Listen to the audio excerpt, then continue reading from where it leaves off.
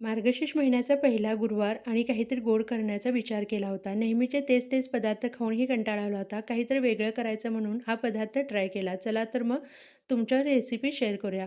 इथे मी 1 ग्लास पाणी उकळत ठेवलं होतं. पाण्याला छान उकळी आल्यानंतर त्यामध्ये 1 वाटी रवा मिक्स करून घ्यायचा आणि रवा आपल्याला शिजवून घ्यायचा आहे. रवा थोडासा शिजतो आहेच तोपर्यंत आपण त्यामध्ये दूध पावडर मिक्स करून घ्या. दूध पावडर आणि रवा छान असा मिक्स करून घ्यायचा. त्यानंतर गार करण्यासाठी एका मी बाउलमध्ये घेतला आहे. बाउलमध्ये घेतलेला रवा थोडासा गार झाल्यानंतर हाताला थोडंसं पाणी लावून छान असा रवा मळून घ्यायचा आणि आपल्याला ह्याचे गोळे तयार करून घ्यायचे आहेत. आता हा पदार्थ कोणता असेल तर चला पुढे बघणारच आहात. इथे मी छान असे छोटे-छोटे गोळे तयार करून घेतले. गोळ्यांना कुठेही क्रॅक जाणार नाही ह्याच्याकडे आपण लक्ष द्यायचं आणि मस्त असे गोळे तयार करून घेतलेले आहेत. आता कडकडीत तेल तापत ठेवायचं आणि त्यामध्ये सर्व गोळे आपण आता फ्राय करून घेणार आहोत. आणि हे गोळे थोडेसे सोनेरी कलरवर आपल्याला तळून घ्यायचे आहेत. म्हणजे आपले गुलाबजामुन छान असे तयार झालेले आहेत. इथे मी शेवयांची खीर तयार केली होती. मस्त अशी शेवयाच्या खीरमध्ये तुम्ही ड्रायफ्रुट्सही वापरू शकता, पण मी नाही वापरलेले आहेत.